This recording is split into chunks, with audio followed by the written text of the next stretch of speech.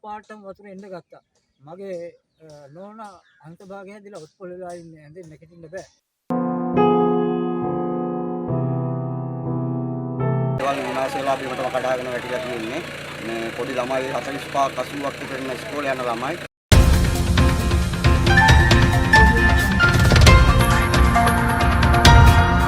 දියුලපිටිය ප්‍රාදේශීය ලේකම් කොට්ටාසයට අයත් හෝතරවත්ත අකරන් ප්‍රදේශයේ වෙසෙන පවුල් 24ක පමණ ඉකුද්දා මාඔයේ සැඩපහරට හසුවීමෙන් නිවාස විනාශ වී ඔවුන්ගේ ඇඳිවතත් අහිමි වන්නට ගත වී ඇත්තේ විනාඩි කිහිපයක් පමණි.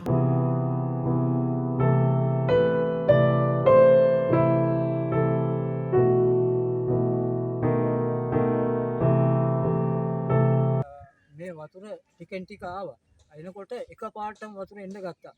මගේ නෝනා අන්තභාගය හැදිලා ඔත්පොළ වෙලා ඉන්නේ. ඇඳෙන් නැගිටින්න බෑ.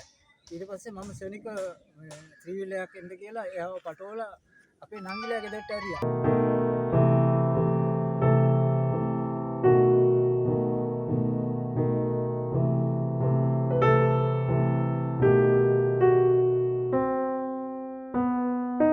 හතරක කිසි භාග කාලයක් තිස්සේ මේ ඉඳන් යට වෙනවා, ගම් වතුරට යට වෙනවා, නැවත නවතන් පොළවල් වලට කඳුළු දුන්න දීලා නැවතත් අපි මේකටම පදිංචි වෙනවා. ඇත්තටම රජයෙන් සහ මේ අපදින ව්‍යාපාරිකයන්ට කියනවා පුළුවන් නම් නිවෙස් 22ක් 28ක් විතර වගේ තමයි පවුල් ජීවත් වෙන්නේ. දැනට මේ වෙනකොට පවුල් 10කකම දේවල් විනාශ වෙලා බිමටම කඩාගෙන වැටිලා තියෙන්නේ. මේ පොඩි ළමයි 45 80ක් විතර ඉන්න ඉස්කෝලේ යන ළමයි.